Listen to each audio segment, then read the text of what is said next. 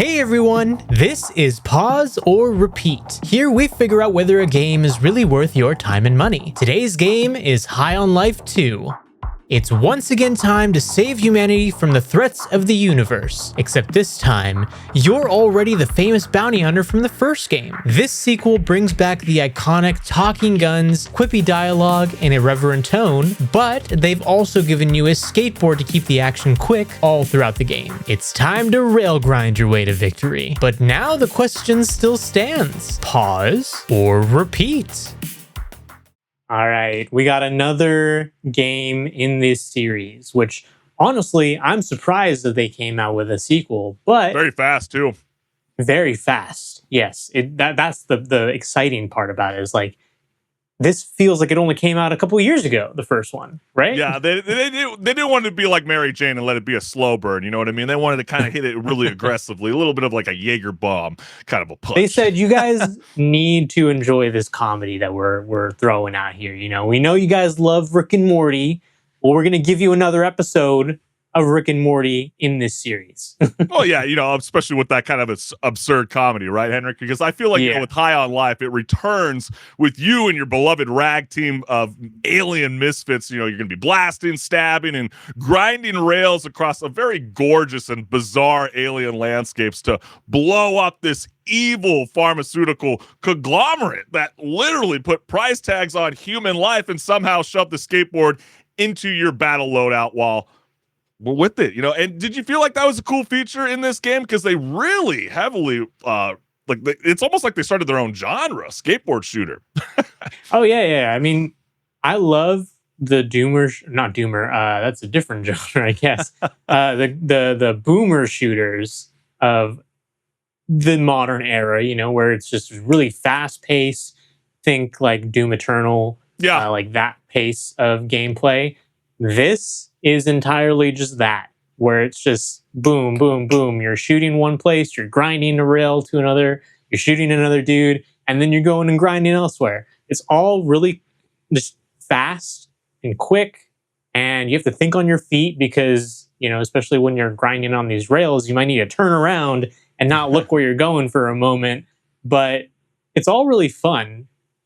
And I really enjoyed that part of it. I think the skateboard was a good addition to the game. Yeah, I think it, especially you don't want to fall being too stale, right? And I think, you know, with High on Life 2, they definitely took a gamble to try to think outside of the box. Maybe Mary Jane helped a little bit because, I mean, obviously there's a dripping colors, different landscapes, and, you know, and it's just the whole idea about having to save humanity from this impending doom once, you know, thanks to, you know, your talking guns and your questionable decisions, you're now like this famous intergalactic bounty hunter in a sense. You're almost like the Mandalorian. And yeah, you know, peace was nice until the alien pharmaceutical megacorp kidnaps your sister Lizzie. And so naturally, Henrik, I mean, did you like this approach, you know, stepping away from the space cartel and then, you know, bringing Big Pharma in to be the villain of it all?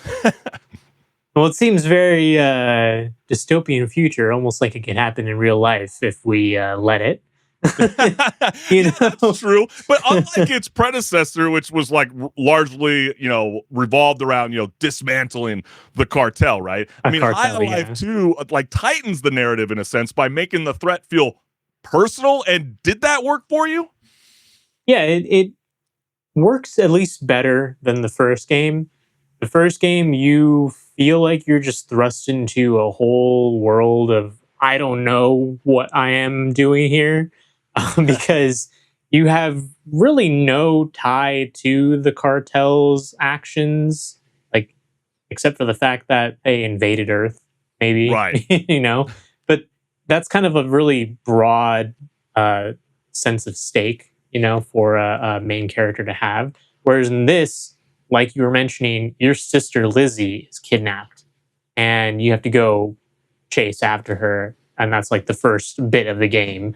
Well, how did you think about that does add to more relatability? So, Right. But like, how did you think about the opening? Because I felt like they did something a little bit different than I haven't seen with a lot of modern video games when it comes to, the next adaptation to, an OG IP, right? And so, like, I Mhm. don't know. I felt like they were leaving that traditional sequel for like this interdimensional variety show, having a breakdown. I mean, I thought it was kind of wild when you're like going from, body slamming this like skyscraper sized beast, and then abruptly you're like sitting Mhm. down at a talk show couch, and then all of a sudden, like, wasn't that pretty hilarious when they made a little bit of a gag towards the the character creation? Because I was like, oh my gosh, Oh yeah. where are we gonna go with this? Yeah. And so Yeah. that was kind of a fun approach to really try to teach you the tutorials of maybe stuff that you might have forgot how to play with Mhm. the original High on Life, but it was just a fun, different approach to really shoot that commercial shoot, cut straight to the obstacle course, smash cut right back to a talk show all over again. I feel like the absurdity is very self-aware, and I just love how they double down on all of it. Yeah, I like that intro also. It, like you said, is something very unique that isn't done, and Hmm. not, at least if it is done, it's not done very often nor very well. I was a little hesitant at the fact that it started, just because I know this is an Unreal Engine game, and I was like, "Oh man, something's gonna break." But fortunately, something did not. I was I was expecting something to break, but it didn't. So I give them props for that, because there's a lot of bouncing around between different scenes. You know. Yeah, there's definitely a few reportings out there, especially for the PC gamers out there, that there is some, performance issues, and that's unfortunate. We're going to Hmm. try to stick it to speaking about the overall game itself. And like we said, this Yeah. is very much like a Tony Hawk meets a shooter game. It's the skateboarding is one of the main core components. And yeah, you're going to be grinding rails, you're going to be wall riding, you're going to drop kick enemies with it. And I think that's what's really cool, especially when you get to weave through hubs and dynamic ways, in a sense, Henrik. And so, would you rather, glide into combat like a pro skater, or are you just terrified at having to aim while grinding, Henrik? Because I know some people might complain about this approach. Maybe they feel like, it's a bit too much, the high pace movement about this game, because it's really the whole game. Hmm. And did you feel like they should have had a little bit of a balance of the old, or was this a nice addition? I think it was a nice addition. I had no problem with it personally, though I could see people having maybe an issue with it if they're coming from the first game and really liking the pace of that, because it does change it up quite a bit. Yeah. What actually bugged me a little more is that, while yes, there are new additions to the gun arsenal you have in this game, like Yeah. you can actually dual wield a gun for once in this Yeah, game. yeah. Travis and It's Jan. still, yeah, exactly. But it still felt like the gun sandbox was missing Yeah. something, and maybe it's just a little bit more variety.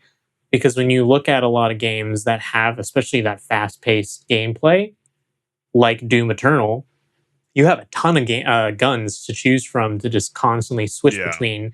If you're feeling like you're not going to do too well with one gun against an enemy, go try another one, and maybe that gun will work better for you. And so I felt like they missed out on an opportunity to add more guns in this one, compared to the what I also felt was a lack of guns in the first game. And it seemed like it's very heavily dialogued in this game, in a Hmm. sense. So I know the first one was like that as well, but you're doing like a mission where you got to do like a board game of Clue to figure out why the billionaire even killed himself, weird stuff like that. I don't really feel like the bosses are as memorable as they were in the first game. They're a little bit not my favorite. Let's just put it that way. But I do feel like, Travis and Jan, when you mentioned them, I feel like they do stick out as like memorable to me, if you want to say, because Yeah. that was the introduction to dual guns, right? In this game that we never Hmm. got from the first one. And it is always funny when you have this, fun word on play with these talking guns, especially when they're a married couple and their chemistry leaks into the combat like they're dual wielded lovebirds. And so that alone, I feel like, is what is the draw towards this game, especially when you got this all-star comedy lineup, to voice these alien talking guns. And so, yeah, I mean, I feel Hmm. like, High on Life 2 is fearless in its absurdity. It skateboards directly into chaos, and quite frankly, it refuses to apologize. The humor does hit. Yes, there is a Jeffrey Epstein joke pretty much right within the first 10 minutes of the game. And yeah, the ambition's undeniable, but is that enough to keep it from being a repeatable game for the future, Henrik? What do you say? What's your verdict? Yeah, the unfortunate thing is I do really want to like this game, but when I was playing it, it honestly started to hurt my eyes more than anything else. And then later on, a little bit my ears with all the dialogue going on. Because I mean, there's a lot that's being spoken in every scene, and it can be a little overwhelming. I'm not gonna lie. And between that and then the lack of variety in the gunplay, I unfortunately have to give this one a pause just because of that. But I think it's a good game. It's just it feels it could be so much more of a leap between the first and this, where they added in some nice things, but it's not enough to make me want to come back. Yeah, I'm with you on that in a sense too. I feel like they should have leaned a little bit more towards the combat, and I feel like that's what's missing with this kind of style of game. And yeah, I mean, there's some really cool environments that you're gonna go to, from the zoo to like a convention, and all of a sudden you're gonna go to the pharmaceutical companies, evil corporation spot, you name it. There's even this really funny cult that you come across in the game. So there are some like funny moments like that, but then you just kind of go like, wait, I feel like I'm playing an 8-hour movie and less an actual video game. And maybe if they do a trilogy to this, which I have a feeling they probably will, maybe they could focus on bringing back what we all loved with the original one. And I'm with you, Henrik. I feel like this game is kind of like Bob Burnquist is like juggling fireworks while trying to do like a 900 spin during an earthquake.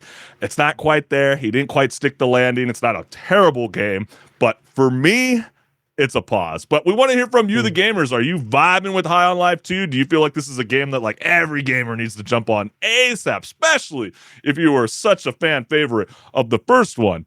Let us know what's good.